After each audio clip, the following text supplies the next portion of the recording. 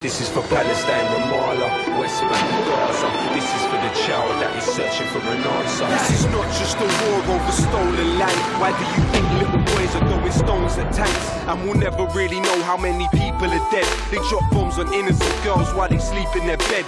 Israel is a terror state, they're terrorists that terrorize. I'll testify my television, televise them telling lies. How many more resolutions have to be violated? How many more children have to be annihilated? This is not a war, it is systematic genocide. But whatever they try, Palestine will never die. Free, free Palestine, free, free Palestine, free, free Palestine, free, free Palestine.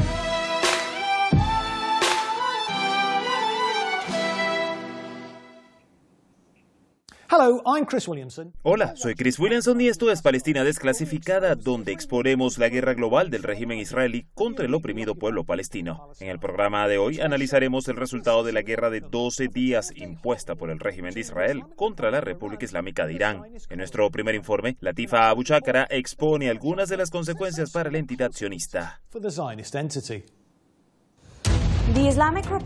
La República Islámica de Irán derrotó a Israel y a Estados Unidos en la guerra de 12 días de 2025. Irán lanzó un ataque contra la base estadounidense del CENTCOM en Qatar e hizo replegar al personal estadounidense desde sus bases en la región. Trump solicitó directamente la intervención de Qatar para salvar al régimen de Netanyahu, tras la solicitud de un alto el fuego incondicional de su vecino en Qatar, iniciativa a la que Irán accedió. El ex estratega de Trump, Steve Bannon, expresó lo mismo al afirmar en una entrevista reciente que este alto el fuego era la única forma en que Trump podía salvar a Israel. Con más de 500 misiles balísticos y 1,000 drones lanzados en 12 días, la República Islámica de Irán se alzó victoriosa sobre el perverso Israel. La entidad sionista ha intentado desesperadamente ocultar su dura derrota en la guerra. Durante esos 12 días, se prohibió a los israelíes volar fuera de la entidad y se les prohibió tajantemente tomar fotografías de los ataques iraníes. Sin embargo, las estadísticas israelíes están revelando la realidad. La Autoridad de Emergencia de Israel publicó datos fascinantes que muestran que 11,000 edificios en la entidad sionista quedaron completamente destruidos y 30,000 de ellos resultaron dañados. También se afirmó que más del 30% de los edificios afectados tendría que ser demolido. En general, se estima que el daño a la infraestructura de vivienda de Israel asciende a $1,200 millones. También se reveló que ha habido más de 41,000 reclamaciones de indemnización presentadas por colonos a la entidad sionista tras el alto el fuego con Irán. Incluso se reveló en una entrevista reciente con el ministro de Defensa israelí, Israel Katz, que si bien el régimen sionista buscaba asesinar al líder de Irán, el ayatolá Seyed Ali Khamenei, simplemente no pudieron localizarlo durante la guerra. Una nueva encuesta publicada por el Instituto de Democracia de Israel reveló que la gran mayoría de los israelíes no tiene reparos en matar a civiles iraníes. El 73% de los israelíes no cree que se deba considerar a los civiles iraníes al atacar a Irán, según la encuesta. También es evidente que a pesar de la humillante derrota, esta guerra ha incrementado de alguna manera la popularidad del fascista Netanyahu. El Canal 13 israelí proyecta que Netanyahu ganaría las elecciones si se llevasen a cabo hoy. Antes de la guerra con Irán, todas las encuestas concluían que el primer ministro israelí no conseguiría los escaños necesarios para formar gabinete. Una nueva encuesta del Canal 13 afirma que obtendría 62 escaños. La guerra volverá e Irán volverá a aplastar a Israel.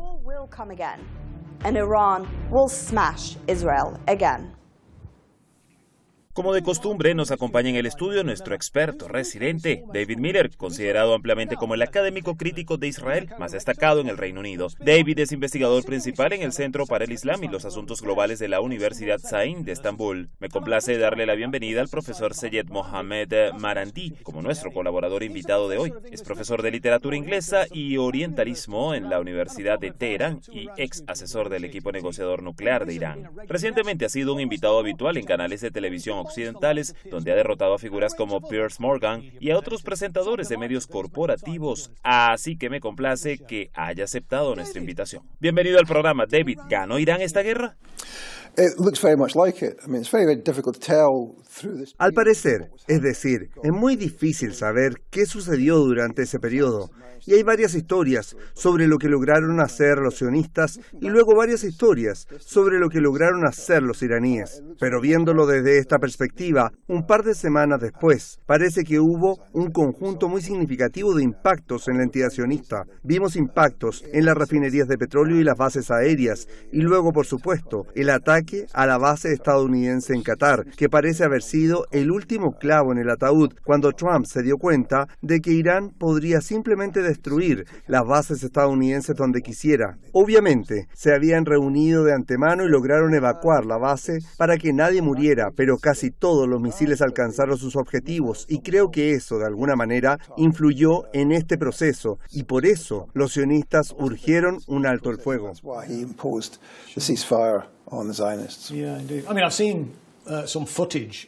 Sí, he visto algunas imágenes de Tel Aviv, por ejemplo, antes y después, donde los daños son bastante extensos. Pero, profesor Marandi, bienvenido al programa. ¿Cuál es su opinión? A pesar de la propaganda de los medios occidentales, me parece que Israel recibió un duro golpe, ¿no es así? It seems to me that Israel got a very bloody nose, didn't they?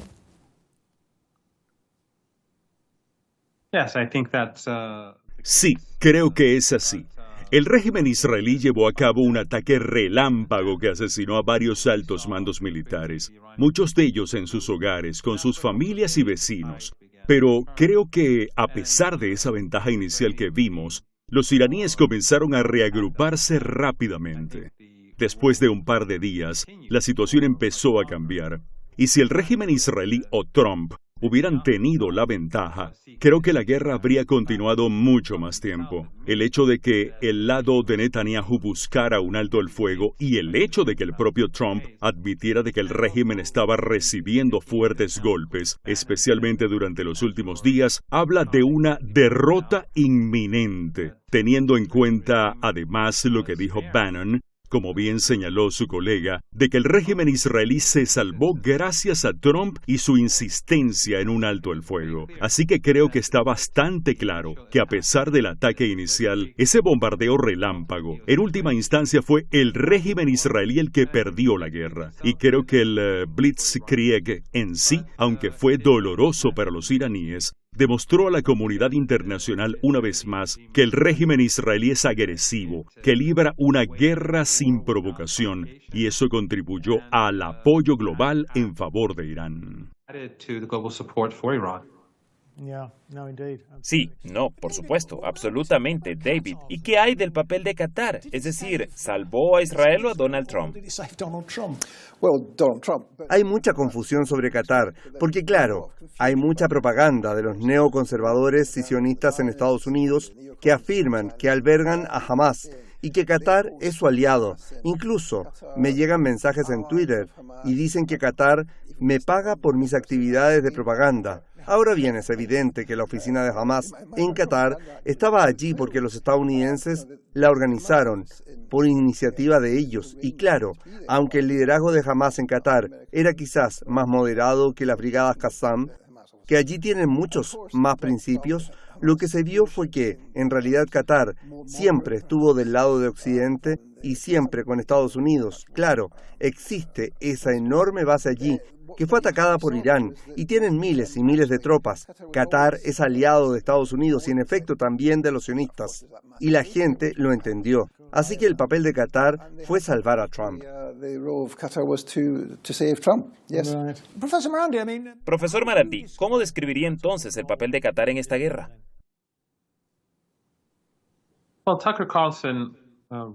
Bueno, Tucker Carlson dijo recientemente que Qatar le había cedido esa base a Estados Unidos y no se trata solo de que le proporcionaron el terreno. Todos los gastos de Estados Unidos en Qatar, en esa base militar, corren a cargo del régimen. Si a eso le sumamos lo que dijo Bannon, de que Trump salvaría el pellejo de Netanyahu, justo después de decir que también habló con Qatar. Bannon dijo que tras hablar de la salvación de Netanyahu, de él y de Israel, Qatar ha cambiado mucho. coopera estrechamente con Estados Unidos y tiene una excelente relación con Trump. Y como señaló el profesor Riley, si no fuera por el consentimiento de Estados Unidos, Qatar nunca recibiría a Hamas para las negociaciones. Hay una razón para ello y eso es un tema aparte. Pero la cuestión es que Qatar no es un aliado del pueblo palestino. Qatar es un régimen cliente de Estados Unidos. Y aunque su medio de comunicación Al Jazeera apoya o muestra simpatía por la causa palestina, cuando Estados Unidos bombardeaba a Yemen, Qatar proporcionó apoyo logístico a través de la base aérea para bombardear Yemen, que defendía al pueblo palestino. Y la base aérea de Qatar también se utiliza para ayudar al régimen israelí a ejecutar ataques ofensivos contra Irán, así como para ayudarlo en su postura defensiva contra Irán. Por lo tanto, no creo que tenga mucho sentido decir que Qatar es un país independiente. Qatar nunca se enfrentará a Estados Unidos, y lo que hace por el pueblo palestino cuenta con el consentimiento de Washington. Yeah, no, indeed. Sí, claro. Bueno, ese es Qatar. Luego, David, pero ¿qué opinas del desempeño de otros actores regionales? Todos hemos visto los tan cacareados sistemas de defensa aérea sionistas de 8 o 9 capas, y por supuesto, una de esas capas, 2 de esas capas, son Estados Unidos y el Reino Unido, sus barcos y bases. Una tercera capa es Jordania, y el uso de su defensa aérea, que intenta derribar misiles provenientes de Irán antes de que se acerquen a la Palestina ocupada. Vemos que toda la región, todos los demás países, principalmente Jordania, pero también los Emiratos Árabes Unidos y Arabia Saudí, están del lado de los sionistas. Claro que han hecho algunas declaraciones sobre su no participación y cosas así, pero es evidente que los Emiratos Árabes Unidos están estrechamente involucrados con los sionistas. Pero al mismo tiempo, pueden ver que hay que hacer un cálculo. Estos son estados clientes, en realidad, de los sionistas y de Arabia Saudí, y también de Estados Unidos, pero si estos sionistas usaran armas nucleares contra Irán, bueno, eso sería una crisis para toda la región, así que están haciendo una especie de cálculo, pero por supuesto apoyan a los sionistas.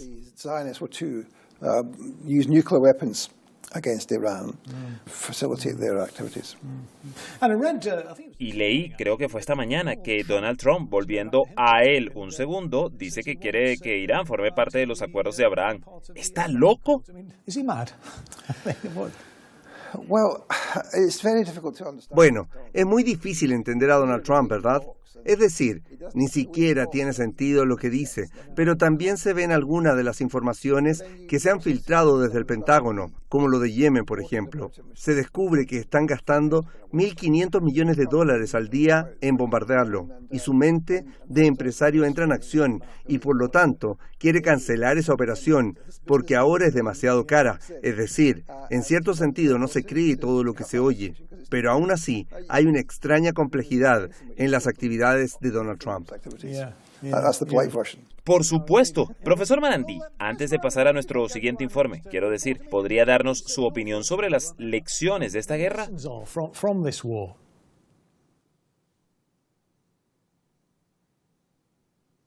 I think it just tells us and the international. Creo que esto simplemente nos dice tanto a nosotros como a la comunidad internacional que no se puede confiar en Estados Unidos en ningún nivel. Estados Unidos estaba negociando con Irán. Tuvimos una serie de negociaciones entre el ministro de Asuntos Exteriores iraní y Steve Witkoff en nombre de Trump. Y Trump dijo muy claramente que se oponía a un ataque contra Irán horas antes de que se llevara a cabo. Y luego, cuando se efectuó, se jactó de ello.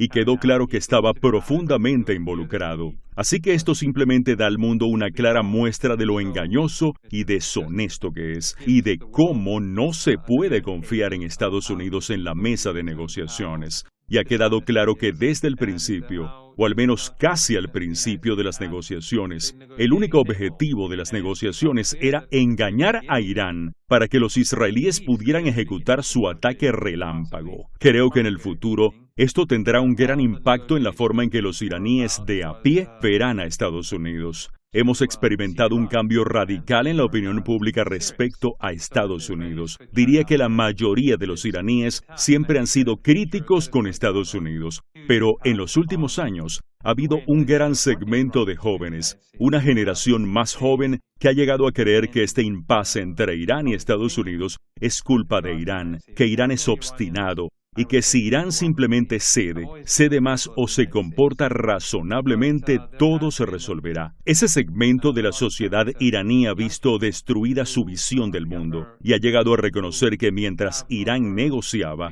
era Estados Unidos quien luchaba contra el país. Así que hoy diría que sí. Creo que es evidente. No he visto una unidad en Irán entre todos los sectores de la sociedad como esta, desde la década que comenzó en 1980, cuando Saddam Hussein invadió el país. Así que fracasó. No solo ha creado escepticismo y animosidad hacia Estados Unidos y la unidad entre los iraníes comunes, sino que creo que más allá de las fronteras de Irán, la gente está viendo la misma realidad y el mundo mira a Estados Unidos con mayor escepticismo. Reality, and the world looks at the United States with greater skepticism. No, absolutely. Kind of backfired. I was just about to say, actually, that... No, absolutamente. Fue un poco contraproducente. Estaba a punto de decir, de hecho, que no solo es una llamada de atención para quienes en Irán pensaban, como usted dice, que Irán era el socio difícil. Lo fue. Es una especie de constatación de la hipocresía de Estados Unidos, no solo en Irán, sino que lo estoy percibiendo en otras regiones, en todo el mundo y, sin duda, en la opinión pública del Reino Unido. Pero ahora pasaremos a nuestro próximo informe, que analiza el impacto de la guerra de Israel contra Irán en la población de la colonia sionista. Has impacted on the population of the Zionist colony. Los costos para Israel de esta guerra con Irán no han tenido precedentes para la entidad sionista. Israel se encuentra en la situación más precaria que en cualquier otro momento desde 1948. Gracias a Irán, en los 2 primeros días de la guerra se produjo un aumento del 700% en los ciberataques contra la entidad sionista desde direcciones no convencionales. Un grupo llamado Arabian Ghost cerró emisoras de radio israelíes e incluso el sitio web del Mossad, la agencia de inteligencia externa israelí, fue derribado. Otro grupo, conocido como el misterioso equipo Bangladesh, advirtió a Jordania y Arabia Saudí que su propia infraestructura nacional sería vulnerable si ayudaban a Israel contra Irán. Posteriormente, Irán atacó las instalaciones del grupo Basan en Haifa. Esto asestó un duro golpe a la entidad temporal, obligando a la central eléctrica que suministra electricidad y vapor a las operaciones de Basan a cerrar por completo. Basan y el grupo suministran el 65% del combustible diésel de Israel para el transporte, el 59% de su gasolina y el 52% del queroseno utilizado para combustible de aviación y gas de cocina. Irán, sin ayuda de nadie, envió a Israel a una espiral de crisis de gas, forzándolo a detener las exportaciones de gas para comerciar con los regímenes de Egipto y Jordania. El director de la autoridad fiscal israelí, Shey Aharonovich, atestiguó el alcance de la parálisis impuesta por Irán cuando declaró en una conferencia de prensa, cito, «Estos son desafíos de una magnitud que nunca hemos enfrentado en la historia de Israel». Fin de la cita. Amir Dahan, jefe del Departamento de Compensación de las Autoridades Fiscales de Israel, también se hizo eco de este punto, declarando que, cito, «Nunca antes ha habido este nivel de daño en Israel». Fin de la cita. Todos estos problemas han llevado a una crisis mental dentro de la entidad, con una estimación de que 3 millones de israelíes sufren oficialmente de trauma y un aumento en el consumo de medicamentos psiquiátricos en el 300%. Todos estos son síntomas de la inevitable caída del sionismo. Bueno, David, vi informes en los medios israelíes, creo que fue hace 12 meses, hablaban de la quiebra de 50.000 empresas en la colonia sionista. La economía de Israel parece bastante frágil, ¿verdad? Es un sistema frágil, sin duda, y son precisamente este tipo de golpes acumulativos lo que terminarán por colapsar el proyecto colonial. Pero no caerá por sí solo, necesitará ser derrumbado militarmente. Ese es el factor decisivo. El cierre de la refinería de Haifa es un punto clave, al igual que los ataques a las bases estratégicas, la Fuerza Aérea, las sedes del Mossad, el Shin Bet, la Unidad 8200, el propio cuartel general de las FDI y el Ministerio de Defensa. Todos estos han sido impactos significativos contra la infraestructura del régimen sionista. Pero la crisis va más allá. La economía israelí está al borde del colapso. El gabinete se ve obligado a reabastecer sus instalaciones sin margen para alternativas. Que la refinería de Haifa permanezca inoperativa hasta octubre no es un detalle menor. Afecta directamente su capacidad de sostenerse militar y económicamente. Sí, absolutamente. Bueno, profesor Marandí, ¿qué opina de la aparente crisis de salud mental que asola a Israel?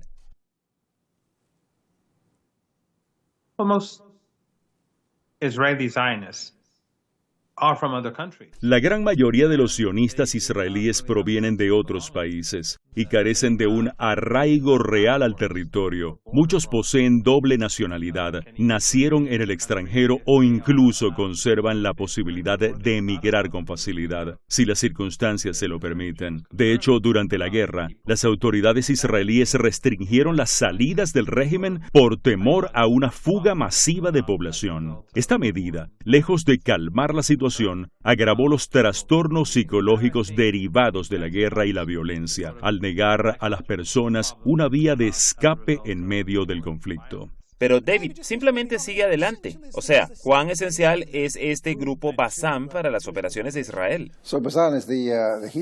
Basan es el acrónimo hebreo de Refinerías Israelíes Limitadas. Anteriormente era una empresa de propiedad semipública y un pilar fundamental para el funcionamiento de la entidad. En el documental vimos la gran cantidad de petróleo, queroseno y otros productos que suministraba. La refinería fue clausurada el día 16 debido al impacto de misiles.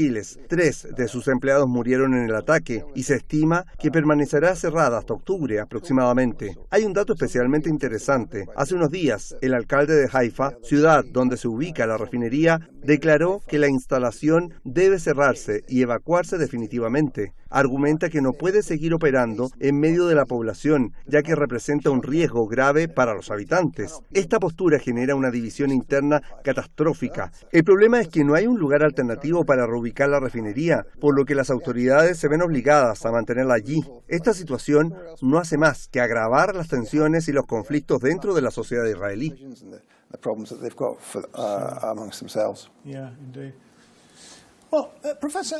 Sí, efectivamente. Bueno, profesor Marandí, ¿cree que el alto el fuego se mantendrá o prevé que la guerra vuelva a estallar pronto?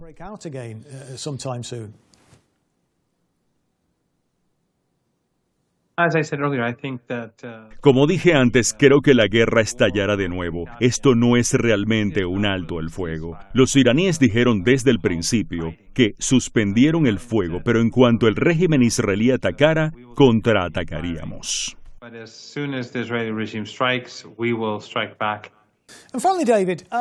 Y por último, David, ¿qué enfoque crees que debería adoptar el sur global ante la situación actual? Bueno, es evidente que el mundo entero se opone a las acciones sionistas y quienes las apoyan son los gobiernos de Alemania, Estados Unidos, el Reino Unido y algunos actores regionales. Sin embargo, el resto del mundo, la opinión pública y los gobiernos se oponen, por lo que deberían intensificar sus esfuerzos. Deberíamos ver acciones mucho más efectivas por parte de China y Rusia. Sí, pero también todo el sur global puede tomar más medidas de las que está tomando actualmente.